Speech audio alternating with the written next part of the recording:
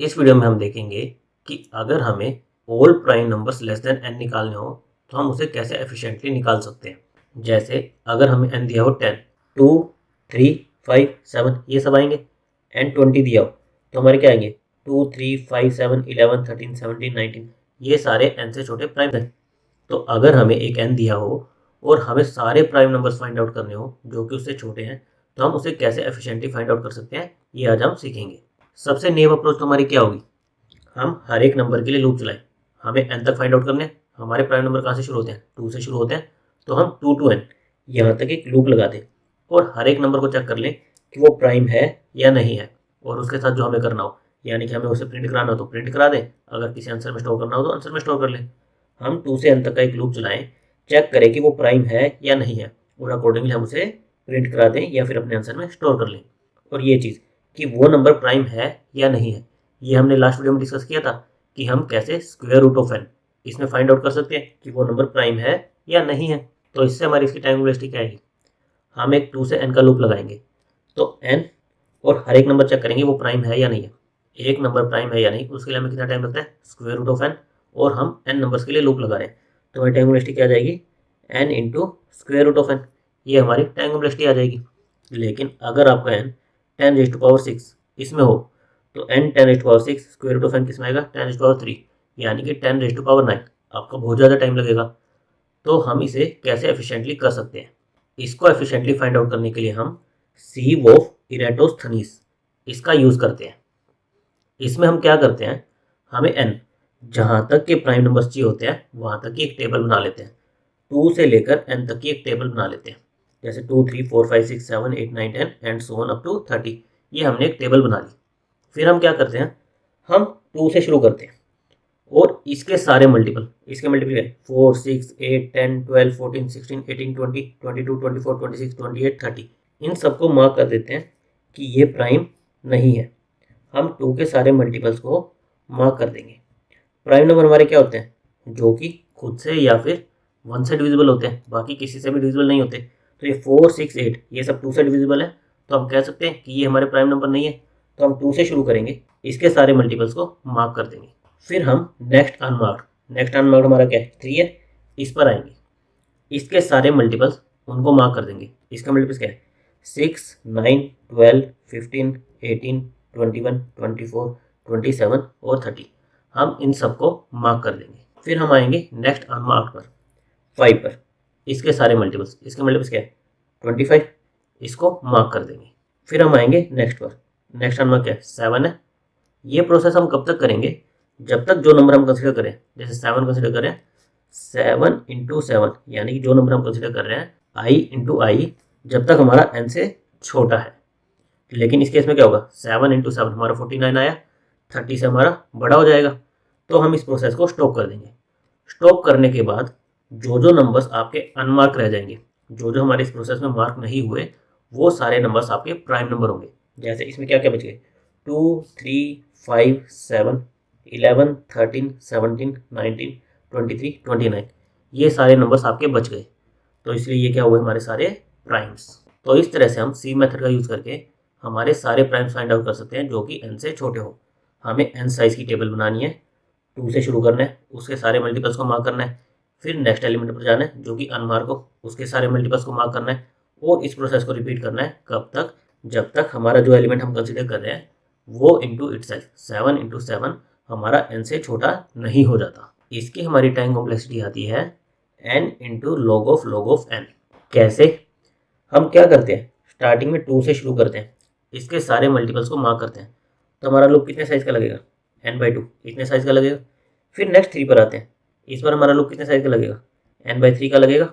फिर हम नेक्स्ट जो अनमार्क होता है 5 पर आते हैं, कितना टाइम लगेगा n/5 लगेगा। फिर हम नेक्स्ट प्राइम जो भी अनमार्क होगा n/7, इतना टाइम लगेगा। यानी कि n डिवाइडेड बाय जिस नंबर को हम कंसीडर करेंगे, और किस नंबर को कंसीडर करेंगे, जो जो हमारे प्राइम होंगे। तो हम इसको ऐसे लिख सकते हैं n/2 plus n/3 plus n/5 plus n/7 up to जब तक हम लास्ट एलिमेंट को कंसीडर करेंगे तब तक। इसमें से हम n को कॉमन ले लेते हैं, तो हमारी सीरीज क्या बच गई 1/2 plus 1/3 plus 1/5 plus 1/7 plus 1 by next prime plus 1 by next prime, इस तरह से बनेगी। और ये जो सीरीज हमारी होती है ये मैथमेटिक्स में हमारी होती है log ऑफ n। इसलिए हमारी इसकी टाइम कॉम्प्लेक्सिटी आती है n into log of n। लेकिन इसमें हमारा एक स्पेस भी लगता है, हम ये टेबल बनाते हैं इसलिए हमारा स्पेस कितना लगता है O ऑफ n, हम n साइज की टेबल बनाते हैं। नाउ अगर हम सेम चीज़ देखें, n की वैल्यू हमारी 10⁻6 होती तो हमारा log ऑफ n कितना था, log ऑफ n था हमारा 20, और log ऑफ n यानी कि log ऑफ 20 कितना था हमारा 5 के इक्वल आता। तो हमारी टाइम कॉम्प्लेक्सिटी आ जाती 5 ऑफ n, यानी 5 इंटू 10⁻6। काफ़ी कम, पहले हमारी 10⁻9 में जा रही थी, अभी हमारी 10⁻6 में रह जा रही है। तो इसलिए जब आपका n बड़ा हो और आपकी क्यूरीज ज़्यादा हो, उस टाइम पर ये सीव मेथड आपका एफिशिएंटली वर्क करता है, हमें सारे के सारे प्राइम नंबर्स n से छोटे निकाल कर दे देता है। नाउ अगर हमसे कोई पूछे कि 17 प्राइम नंबर है या नहीं है, तो सिंपली हम क्या कर सकते हैं, हम इस सीव टेबल में इसके इंडेक्स पर जाएं, ये देख लें कि 17 हमारा मार्क्ड है या नहीं है। अगर मार्क नहीं है तो इसका मतलब प्राइम नंबर है, मार्क्ड है तो इसका मतलब प्राइम नंबर नहीं है। जैसे 20 पर आएंगे तो ये हमारा क्या मिलेगा, मार्क्ड मिलेगा, यानी कि ये हमारा प्राइम नंबर नहीं है। 29 पर आएंगे, मार्क नहीं है तो ये हमारा प्राइम नंबर है। तो एक बार ये टेबल बनाने के बाद हम O1 में बता सकते हैं कि हमारा नंबर प्राइम है या नहीं है। नाउ हम जो ये एलिमेंट्स को मार्क कर रहे हैं, ये हम कैसे कर सकते हैं। जैसे हमने 2 के सारे मल्टीपल्स 4, 6, 8, 10 इन सबको मार्क किया था, तो हम ये कैसे कर सकते हैं, जैसे हम किसी भी प्रॉब्लम में करते हैं, ट्रू या फॉल्स उसकी फॉर्म में मार्क कर सकते हैं। ट्रू हमारा एक चीज़ रिप्रेजेंट करेगा, फॉल्स हमारा एक चीज़ रिप्रेजेंट करेगा। ट्रू मान लेते हैं हम प्राइम रिप्रेजेंट करेगा, तो जो जो अनमार्क्ड है उनको ट्रू कर देंगे, और फॉल्स हमारा कि ये प्राइम नहीं है ये रिप्रेजेंट करेगा। तो जिन जिनको हमें मार्क करना होगा उन प्लेसेस पर हम फॉल्स डाल देंगे। हम टू वैल्यूज ले सकते हैं, ट्रू और फॉल्स, या फिर 1 और 0। हम एक का मीनिंग एक डिफाइन कर सकते हैं, दूसरे का मीनिंग दूसरा। जैसे ट्रू का मतलब हम बोल दें कि ये प्राइम है, फॉल्स का बोल दें कि ये नॉट प्राइम है। तो इस तरह से हम इसको मार्क कर सकते हैं। इसके लिए हम क्या करेंगे, स्टार्टिंग में सबको मान के चलेंगे कि ये सारे हमारे प्राइम है। जो जो मार्क होते जाएंगे उनको हम बोल देंगे ये प्राइम नहीं है। तो स्टार्टिंग में हम क्या करेंगे, 1 हमारा प्राइम होता ही नहीं है, तो इसलिए 1 को फॉल्स मार्क कर देंगे, बाकी सबको ट्रू। कि अभी हम ये मान के चल रहे हैं कि हमारे इस टेबल में सारे प्राइम नंबर है। फिर हम सबको फिल्टर करते जाएंगे 1 बाय 1। कैसे फिल्टर करेंगे, फर्स्ट ट्रू पर आएंगे, इसके सारे मल्टीपल्स उनको फॉल्स मार्क कर देंगे कि वे प्राइम नहीं हो सकते क्योंकि वे सब इस नंबर से डिविजिबल है। तो स्टार्टिंग में हमने ये ट्रू मार्क किया था, 2 था, 2 प्राइम नंबर था, तो हमने इसके सारे मल्टीपल्स इनको फॉल्स मार्क कर दिया। फिर हम आएंगे नेक्स्ट ट्रू जो हमारा बच गया, उसके सारे मल्टीपल्स, ये 3 है, 3 के सारे मल्टीपल्स उनको फॉल्स मार्क कर देंगे, और सेम चीज़ जो हमने प्रोसेस देखा था वो रिपीट करेंगे। बस हम इसमें क्या करेंगे, हम ट्रू और फॉल्स इनका यूज़ करेंगे हमारी मार्किंग के लिए। बाय डिफ़ॉल्ट सारे ट्रू हैं, सारे प्राइम हैं, जो जो फॉल्स होते जाएंगे वो हमारे प्राइम नहीं है। इसका हमारा ओवरऑल कोड किस टाइप से दिखेगा, हमें n नंबर वहाँ तक की टेबल बनानी थी, और जनरली हमारे एरे या वेक्टर में कहाँ से इंडेक्सिंग शुरू होती है, 0 से शुरू होती है। तो इसलिए हमें n+1 इस साइज़ का एक एरे लेना पड़ेगा। हम स्टार्टिंग में सबको ट्रू मार्क कर देंगे। चाहे तो हम 0 और 1 को फॉल्स मार्क कर सकते हैं, या फिर हम लूपिंग में ये टेक केयर कर सकते हैं कि जब भी हमें प्राइम नंबर निकालने हो हम हमेशा लूप 2 से ही चलाएं, क्योंकि हमारा फर्स्ट प्राइम नंबर क्या होता है, 2 होता है। तो हमने 2 से लेकर i into I less than equal to n, ये चीज़ हमने लास्ट वीडियो में देखी थी कि हम i into I less than n ये क्यों लगा रहे हैं, n तक का लूप क्यों नहीं लगा रहे, क्योंकि हमारा क्या होता है, स्क्वायर रूट के बाद हमारे फैक्टर्स रिपीट होते हैं। जैसे अगर हम 16 का एग्जाम्पल लें, इसको हम कैसे लिख सकते थे, 1 into 16, 2 into 8, 4 into 4, 8 into 2, 16 into 1, ऐसे लिख सकते थे। तो ये जो हमारा स्क्वायर रूट है, इसके बाद देखो 2 इंटू 8, 8 इंटू 2, ये हमारे रिपीट हो रहे हैं। तो अगर हम केवल स्क्वायर रूट यहाँ तक ही चेक करें तो भी हमारे सारे के सारे फिल्टर आउट हो जाएंगे। इसलिए हम i into I less than n, हम क्या लिख सकते हैं, i less than square root of n, दोनों तरफ स्क्वायर ले लें तो हमारा क्या होगा, यहाँ से स्क्वायर हट जाएगा, I square less than n, यानी कि i into I less than equal to n। यहाँ तक का हम लूप लगा लें तो भी हमारा काम चल जाएगा। ये हमने डिटेल में लास्ट वीडियो में डिस्कस किया था, जब हम फाइंड आउट कर रहे थे कि कोई नंबर प्राइम है या नहीं है, ये कैसे चेक कर सकते हैं। तो इसलिए हमने कहाँ से कहाँ तक का लूप लगाया, 2 से लेकर i इंटू आई जब तक आपका n से छोटा है वहाँ तक का हमने लूप लगाया। फिर हमें क्या करना था, हमें इस पर चेक करना था कि क्या वो अभी अनमार्क्ड है, कि क्या अभी वो प्राइम है। अनमार्क्ड का क्या मतलब हुआ कि वो अभी प्राइम है। अगर वो अनमार्क्ड है तो क्या करो, उसके सारे मल्टीपल्स को फॉल्स कर दो। जब तक हमारा ये n से छोटा है इसके सारे मल्टीपल्स को फॉल्स मार्क कर दो। और इसमें भी एक ऑप्टिमाइजेशन होती है, आप j equal to I into two, यानी इसके 2 से शुरू ना करके i इंटू आई यहाँ से शुरू करते हो। क्यों, क्योंकि ये देखो, जब हमने 3 के सारे मल्टीपल्स को मार्क कर लिया था और हम जब 5 पर आए थे, तो 5 के मल्टीपल क्या क्या होते हैं? 10 होता है, 15 होता है, 20 होता है, 25 होता है। लेकिन 10, 15, 20 ये हमारे ऑलरेडी मार्क थे। किससे मार्क थे? हमारे 2 और 3 इनसे ऑलरेडी मार्क हो चुके थे।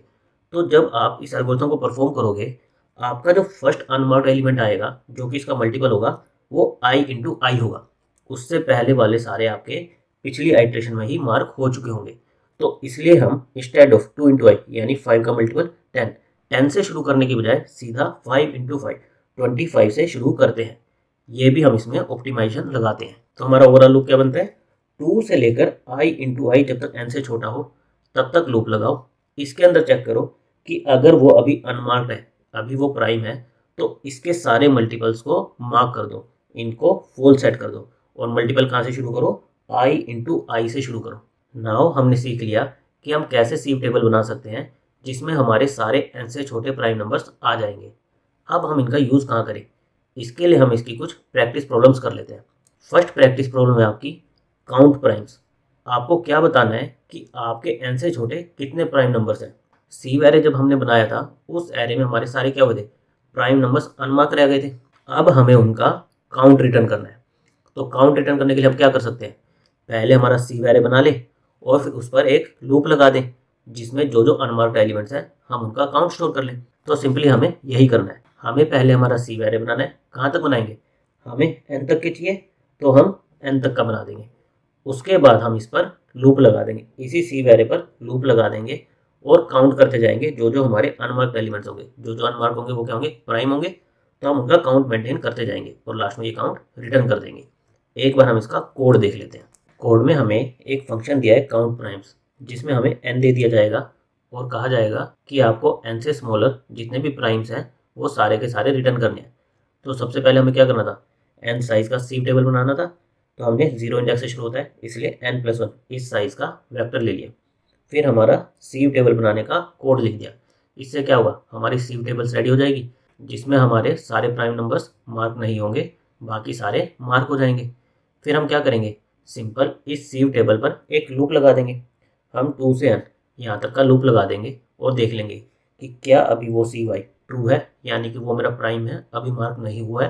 तो मैं काउंट को प्लस प्लस कर दूँ कि ये मेरा एक प्राइम है। ये मैं n तक लूप चलाऊंगा तो इससे क्या होगा? मेरे जितना भी काउंट होगा मेरे आंसर में आ जाएगा और मैं वो आंसर रिटर्न कर दूंगा। तो इस तरह से हम सीव टेबल का यूज़ करके हमारे टोटल नंबर ऑफ प्राइम्स जो कि n से छोटे हों वो रिटर्न कर सकते हैं। सिमिलरली अगर हमें कहा जाता कि आप nth प्राइम नंबर ये फाइंड आउट करके बता दो, तो हम कैसे फाइंड आउट कर सकते थे? अगेन हम हमारा सीव टेबल बना सकते हैं। हमारी ये सीव टेबल बन गई। इसमें हमारे क्या आ गए? सारे प्राइम्स आ गए। जो जो हमारे प्राइम्स आए उनको अगर हम एक वेक्टर में स्टोर कर लें, 2, 3, 5, 7, 11, 13, 17, 19, 23, 29, इन सबको अगर हम एक वेक्टर में स्टोर कर लें तो इससे क्या होगा? हमारा फर्स्ट प्राइम 0th लोकेशन पर आ गया, सेकंड प्राइम फर्स्ट लोकेशन पर एंड सो ऑन। तो अगर हमें nth प्राइम ये वाला प्राइम पूछा जाए तो सीधा सीधा हम इस वेक्टर का n-1 इंडेक्स रिटर्न कर सकते हैं।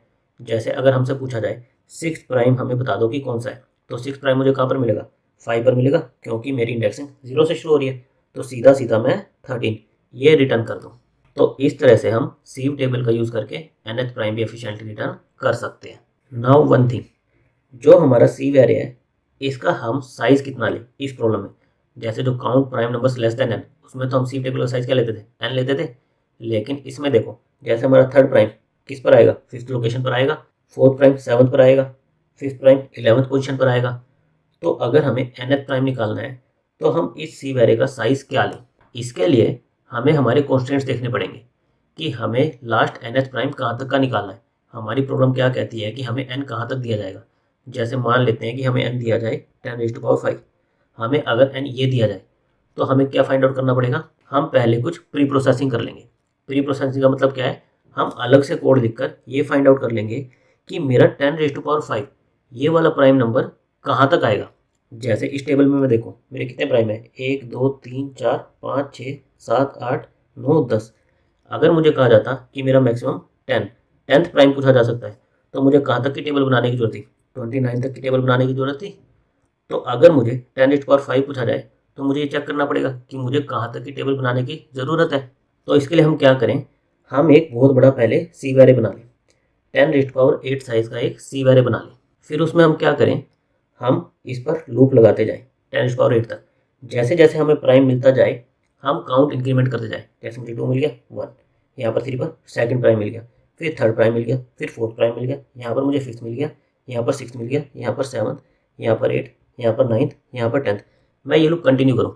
जैसे ही मुझे 10⁵ ये वाला प्राइम मिलेगा, जैसे 29 मिलेगा 10th प्राइम था, तो मुझे जैसे ही ये 10⁵ ये वाला प्राइम मिलेगा मैं वो वाला आई यानी कि ये साइज रिटर्न कर दूँ और फिर मैं एक्चुअल कोड में क्या करूँ, उतने साइज का सी वैरे बना लूँ और अपना ये वाला प्रोसेस कर दूँ। जैसे मान लो मेरा 10 के केस में क्या आ रहा था, 29 आ रहा था, तो मैं 29 साइज का एरे बना लूँ, उसमें से सारे प्राइम इस वेक्टर में स्टोर कर लूँ और फिर n-1 इंडेक्स इसकी वैल्यू रिटर्न कर दूँ। सिमिलरली 10⁵ के लिए मान लो 10⁵ इस रेंज का लास्ट 10 आता है जिसके अंदर 10⁵ प्राइम आएंगे, तो हम क्या करें 10⁵ इतने साइज का हम सी वैरे बना लें और फिर सेम प्रोसेस इस पर रिपीट कर दें। ये पार्ट मैं आप लोगों के लिए एज ए एक्सरसाइज छोड़ता हूँ और नेक्स्ट वीडियो में हम सी मेथड की और एप्लीकेशंस देखेंगे कि कहाँ पर हम इसको अप्लाई कर सकते हैं। Thank you guys.